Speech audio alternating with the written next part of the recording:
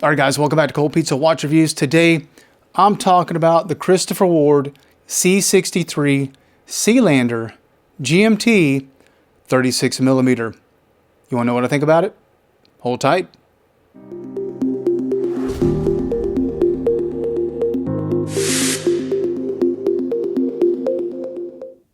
All right, guys, welcome back to Cold Pizza Watch Reviews. Today, I'm talking about the Christopher Ward C63 Sealander GMT in 36mm.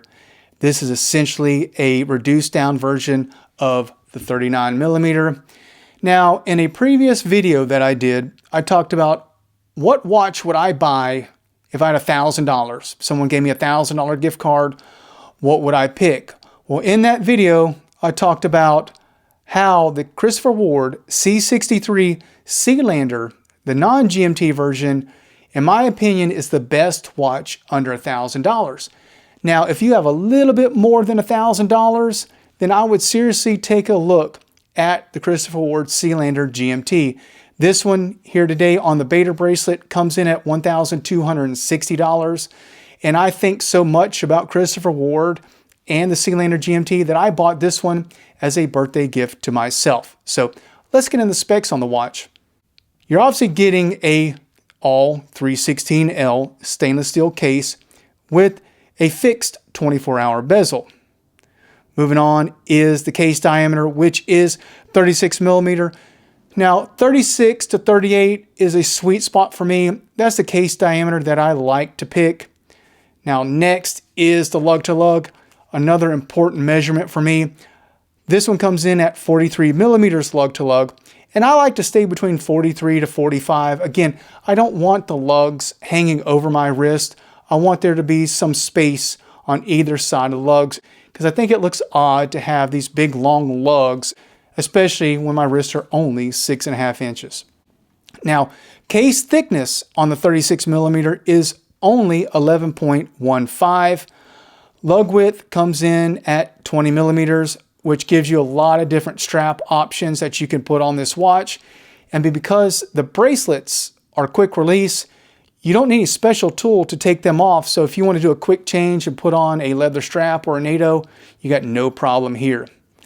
Now the Sealander is available in black, white, or dragonfly blue.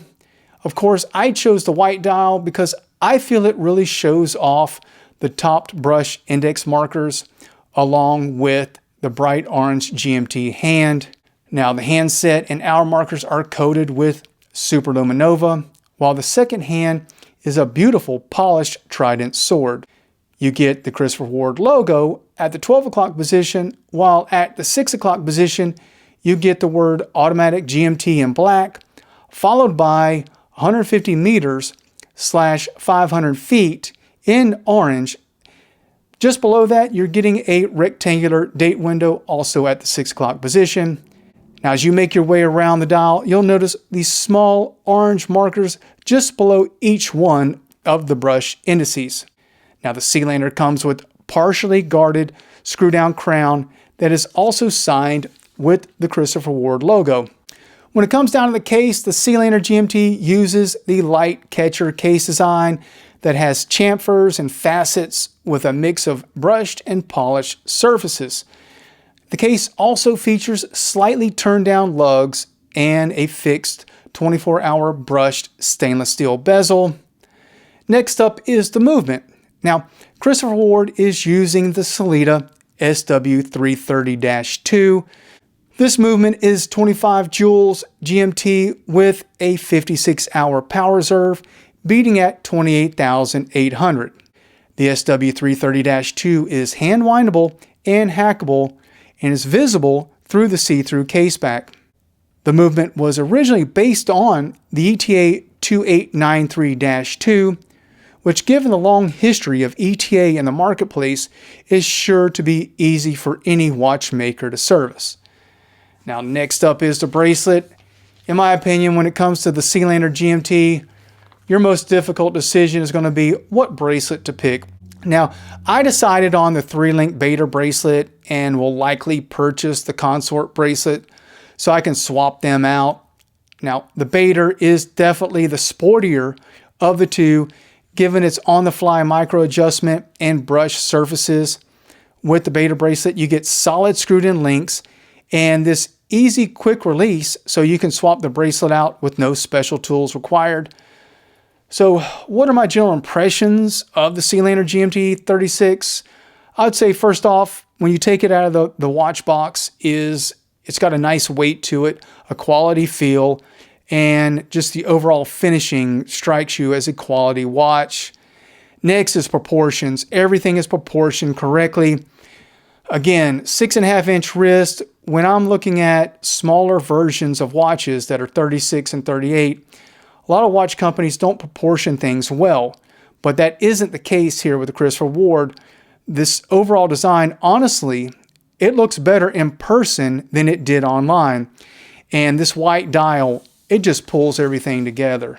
Next, I've really noticed how this bezel slopes up to the sapphire crystal, and then you see the slight chamfer on the sapphire crystal that aligns perfectly with that bezel. So the case steps up great to the bezel steps up great to the sapphire crystal. It just all flows really well together. Even down to the numerical font on the bezel. Again, when companies shrink watches down, they shrink everything down and it's not legible, but that isn't the case with this 36mm because the dial is very legible and it's easy to distinguish the GMT time at a glance. You know, this is a sport watch with just tons of versatility. If you're debating the 39 or the 36, honestly, I would say if your wrists are under 7 inches, you're probably going to want to look at the 36. If you're getting close to a 7-inch wrist or larger, go with the 39. That's just my opinion. Now, whatever one you pick, you're going to love this watch because it does have so much versatility. I think this is a true one-and-done watch with a lot of added features, especially with this Bader Bracelet. I have noticed that I am using the micro adjustment, especially here in August, and you can quickly expand that bracelet out. I do like that. I think it's going to be my daily wear for quite a while. I don't think you can go wrong with it. If you're entertaining this watch or the Sealander, you have any questions for me, guys, put it in the comments below. I'll try to answer them. And as always, I appreciate you tuning in to Cold Pizza Watch Reviews.